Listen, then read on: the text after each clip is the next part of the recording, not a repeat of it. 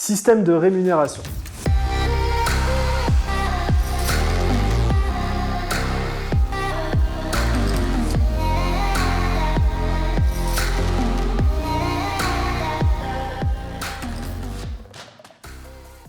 Le sujet RH, comme le sujet finance, n'est pas ma tasse de thé. Par contre, encore une fois, de petite expérience, j'essaie de partager des choses. Au-delà de parler des chiffres de rémunération, je pense que c'est important de comprendre que dans ta boîte, tu vas avoir 4 types de collaborations différentes. 4 formats de collaboration différentes. Premier, c'est le format salarié. Donc quelqu'un qui est dans ta boîte à temps plein, que ce soit en CDD, en CDI, et ça, c'est un format qui est défini par un salaire, et en fonction du poste, du rôle, des responsabilités, le salaire est différent, en fonction de l'expérience, le salaire est différent. Et derrière, en termes de rémunération, tu as aussi la mutuelle, enfin, tu as tout un package en tant qu'employeur, ça c'est le premier. Nous, dans la boîte, il va y avoir, enfin, je ne me compte pas, mais 3 salariés. Ensuite, tu as des collaborateurs permanents, à la différence des collaborateurs ponctuels. Et dans les collaborateurs permanents, tu as 2 types de collaborateurs permanents. Tu as ceux qui sont freelance.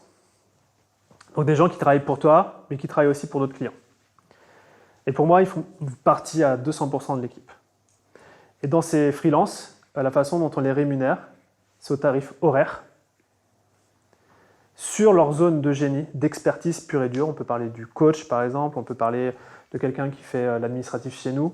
Donc ça, c'est un premier taux horaire. Et après, il y a un deuxième taux horaire qui est un taux administratif. Qu'est-ce que j'entends par là? C'est que quelqu'un qui travaille avec nous va forcément, peut-être, on va essayer qu'il travaille à 90-95% sur sa zone de génie, sur son expertise. Donc là, c'est le taux horaire le plus élevé.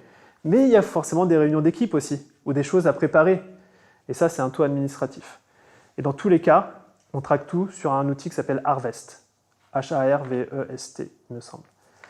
Qui permet en fait à la fin d'avoir du mois, d'avoir une facturation qui soit en fonction des différents types de tâches. Donc ça, c'est le collaborateur permanent freelance. Et après, on a des collaborateurs permanents agence, qui est différent, où là, la façon dont on travaille, ce n'est pas sur un taux horaire, c'est sur un taux de résultat. Enfin, c'est sur un résultat qui a été convenu au démarrage. Par exemple, on travaille avec l'agence de Leslie, sur le copywriting, et c'est défini, un fee mensuel, pour tant d'emails ou de collaboration, et ça tourne comme ça de mois en mois. Donc ça, c'est un autre système de rémunération qui est différent du freelance. Par exemple, agence, toi aussi, tu as tes clients Facebook Ads. Nous aussi, c'est un fee, quoi. Donc, c'est tant de campagne, je ne sais pas comment tu fonctionnes, ou tant de budget. Donc ça, c'est le collaborateur permanent agence. Et enfin, on a des collaborateurs ponctuels. Donc, c'est des gens avec qui on a l'habitude de travailler, mais sur des missions bien spécifiques. Et en l'occurrence, Lucas, c'est un collaborateur ponctuel. Ça fait 2 ans qu'on travaille ensemble maintenant. Et c'est pas tout le temps, c'est-à-dire c'est pas toutes les semaines non plus, mais pour les besoins du tournage, du montage, on définit, il nous fait un devis, on définit, et le résultat final, c'est vos super vidéos sur YouTube. Voilà. Donc c'est les 4 types de rémunération. Je ne sais pas si Julien, ça répond à ta question, mais dans tous les cas, il faut vraiment se dire que tu peux jongler avec ces 4 profils-là, quoi.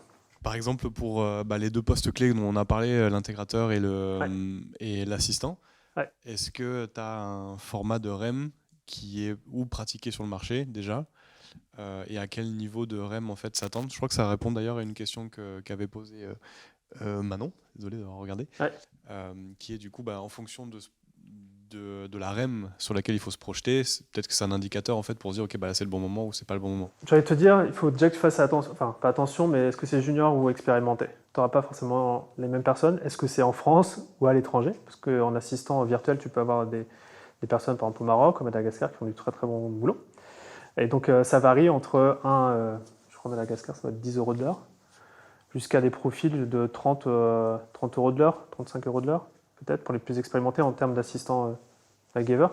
Après, si tu veux voir en salaire charger tout ça, tu fais tes petits calculs. Mais c'est ce genre de choses qu'on peut voir. L'intégrateur? L'intégrateur, c'est un profil qui est beaucoup plus senior. Le minimum du minimum que j'ai pu voir, ça devait être 3000. Mais vraiment minimum, et encore, c'est assez junior. Et ça peut monter jusqu'à 8000, 10 000 par mois. Sachant que, encore une fois, l'intégrateur, tu peux avoir quelqu'un qui est associé aussi. Alors tu vois, c'est des profils Ou des fois, quand c'est les cofondateurs, c'est facile, hein, c'est une part de capital. Tu as des intégrateurs, nous on ne fait pas ça, mais qui sont comment dire, associés au capital, qui ont des rémunérations intéressées sur le résultat aussi de la boîte. Parce que c'est des profils, si tu veux, c'est des profils e-player, gagnants, qui contribuent au chiffre d'affaires. Et je discutais récemment de la boîte parce que je m'intéresse au sujet. Et il y a un gars qui est donc le fondateur d'une boîte qui s'appelle Figures, donc en anglais, qui s'appelle Virgile Ringard, Ringerd. Enfin, j'étais mis en contact avec lui parce qu'il fait tout un benchmark justement de tous ses salaires profils startup. Enfin, sa startup, Figures, c'est de faire un benchmark de tout. Donc c'est hyper intéressant que tu aies jeté un œil aussi. Mais c'est plus côté startup, c'est vrai qu'on n'a pas encore ça dans l'infoprenariat. Et la meilleure question, c'est de demander autour de toi, de voir. Parce que des fois, ça varie du simple au double. Tu vois. Mais après, il faut voir aussi le profil. Est-ce qu'il est junior, est-ce qu'il est expérimenté?